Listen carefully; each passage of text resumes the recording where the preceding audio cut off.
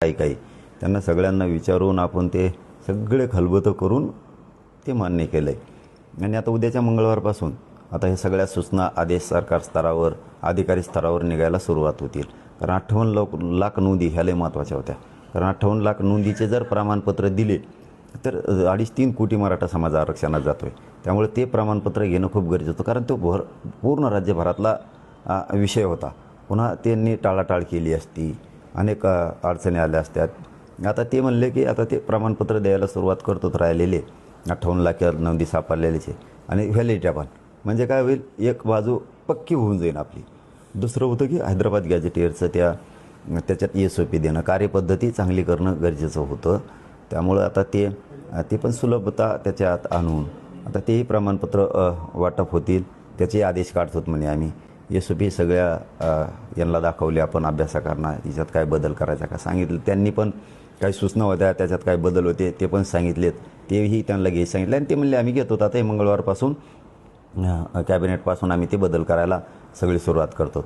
त्यानंतरचं सातारा संस्थांचं गॅजेटियर, कोल्हापूर, औंध, पुणे, ह्या बॉम्बे गव्हर्नमेंटचं गॅजेटियर, या सगळ्या संदर्भात आता ती कारवाई सुरू करायला ते म्हणजे 1 महिन्याचा वेळ द्या. म्हणजे काय होईल, सातारा संस्थांचा JR काढण्यासाठी म्हणजे ते कोर्टात जाणार नाही, चॅलेंज होणार नाही या संदर्भात. आणि आम्हाला वाटलं की ठीक आहे चला वेळ देऊयात. नाही दिला आपण महिन्याचा तर ते म्हणते आम्हाला चांगला JR काढायचा होता, तुमच्यामुळं आम्ही गडबडीत काढला.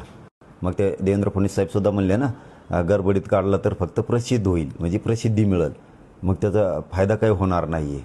आणि 1 महिन्याला थांबून जर काढला तर ते समाजाच्या हिताचा राहील, असं स्वतः मीडियासमोर मुख्यमंत्र्यांचं ते स्टेटमेंट आहे. त्यामुळे ठीक आहे, महिन्याने द्या, काय 70-80 वर्ष नव्हतंच ना, तर 1 महिन्याने दिल्याने काय फरक पडतो, ते पक्कच देतील ना. मग या हिशोबानं गुन्हे झालेत महाराष्ट्रातले सगळे सरसकट गुन्हे, त्या संदर्भातल्या काही कलमा किंवा असे अनेक विषय, ते गुन्हे मागं घेणे याबाबत चर्चा केली. बलिदान गेलेल्या कुटुंबाच्या नोकऱ्याचा तो JR, तेही आता 15 दिवसाच्या आत राहिलेले पैसे आणि ते सगळं क्लिअर करून देतात म्हणून सांगितलं आहे. मराठा आणि कुणबी मंत्रालय सेपरेट असलं पाहिजे मराठा समाजाच्या समस्यासाठी, म्हणून तेही विषय झाला. शिंदे समितीची मुदतवाढ, असे EWSचे विषय, त्या अधिसंख्या पदं निर्माण करायचे, काही ECBCचे विषय होते, काही सारथीचे विषय होते, महामंडळाचे विषय होते. आता ते सगळे परताव्यापासूनचे सगळे विषय सुरू होतील. शिंदे समितीला मुदतवाढ आवश्यक होती, ती काम म्हणजे नोंदी शोधणं गरजेचं होतं. अशा मागण्यांच्या बाबत सगळी ते आता मंगळवारपासून सगळी सुरुवात करायला.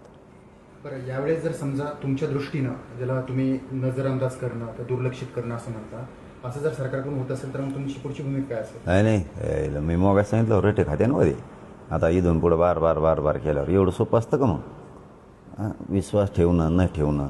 आता हे त्यांनी मसुदा आणला होता, ड्राफ्ट आणला होता तयार करून. त्या ड्राफ्टवर दिवसभर चर्चा झालेली आणि रात्रभरसुद्धा ते करायचं नाही करायचं. ते म्हणले तुम्ही फक्त आत्ता सांगा, यानुसार आदेश आणि सूचना सरकारकडून काढायच्यात, अधिकाऱ्यांकडून काढायचं, लगेच काढतो.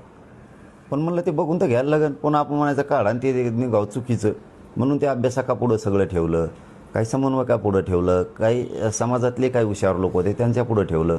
जेव्हा ते म्हणले काही बदल करायचा, त्यात काही हे असं ठेवायचं आणि त्याच्यानंतर दिलं आहे. मग ते आता त्यांना सूचना आदेश काढायचे शासन स्तरावर, मग आता त्यांना हात म्हणावं लागेल ना त्या ड्राफ्टनुसार. आता हा म्हणलो तर मग रविवार होता, ठीक आहे, सोमवारपासून सुरू होईल ते सगळं काम. मागे 1 महिन्याचा कालावधी तुम्ही दिलेला होता, मात्र 10 महिने उठून गेले होते, तुम्ही स्वतः सांगितलं होतं. आता या 1 महिन्यात होईल का? तुम्हाला विश्वास आहे का यांच्यावर? दिलेल्या वेळेत तो विश्वास ठेवूच, नाहीच केलं तर लढायला मी सज्ज आहे ना माझ्या समाजासाठी पुन्हा. मग आता चांगल्या कामाला शेवट नसतो, वाईट कामाला शेवट असतो. त्याचा द एंड होतो वाईट कामाचा, चांगल्या कामाचा कधीच होत नसतो. त्याला चांगल्या कामाला शेवट नसतो, सारखं लढावं लागतं तेव्हा चांगलं होत असतं. आणि चांगल्या कामाला शेवट नसतोच आणि नसला पण पाहिजे चांगल्या कामाला शेवट. काँग्रेसने ते विजय वडेट्टीवार असं म्हणतात की आता हा जो निर्णय ओबीसी बांधवांवरती अन्याय घडणारा आहे, त्यामुळे ओबीसी स्वीकार असल्यावर असा इशारा विजय वडेट्टीवार यांनी दिला. सरकारवर देखील त्यांनी टीका केली की सरकार हे डबल ढोलकीसारखं वाजतंय आणि ते लई करी ढोलकी होय. उगा काय तुमच्या सत्ता होते तेव्हा कुठं गेलता, तेव्हा लय ओबीसीचं कल्याण केलं होय. तो सरकार होतं तेव्हा काय तर पाळणा बांधून दिला तेव्हा झोका ओबीसीला. काही बोलायचं उगा आपलं, हे आलं की याच्यावर बोलायचं. हे बी धडाचे नाहीत, हे काय ओबीसीला ह्याने काय पाळणा बांधला नाही, मराठ्याला बी काय झोका बांधून दिला नाही आलेले बी. आपल्या जनतेला कळा ना काही ओबीसीला आणि मराठ्याला उगाच झुंजतो आपण दोघांनी मिळून ओबीसी आणि मराठा यांनी सगळ्यांनी मिळून सरकारविरुद्ध झुंजलं पाहिजे आणि ते आपल्या आपल्यात वाद लावून देतात आपण सुरू अंकच चांगलं होऊन ओबीसीचं बी मराठ्याचं बी मी तर मराठ्याचं कल्याण करणारच आहे मी तर पुढून येणारच आहे त्यांना ते मुख्यमंत्र्यांना देखील ते असं म्हणाले की एकीकडे मुख्यमंत्री म्हणतात ओबीसी आरक्षणाला धक्का लागणार दुसरीकडे दुसरीकडे मराठा समाजाची भूमिका बजावतात. अरे मग मुख्यमंत्री दोन्ही उपमुख्यमंत्री धक्का लावतच नाहीत ना ओबीसी आरक्षणाला आमचं आहे ते हक्काचं देतात आमच्या नोंदी सापडल्या ते द्यायलेत आम्ही तर कुठं म्हणतो त्यांना धक्का लावा त्यांना धक्का लागू नका लावू नका आणि ढकलू नका तसंच राहून ते त्यांना लांबळी चोंबळीत धरा पण आमच्या नोंदी आमचे गॅझेटेर तर द्यावं लागतील ना ते देत आहेत ते ओबीसीवर कुठं अन्याय आमच्या नोंदी द्यायलेत आमच्या लेकराचं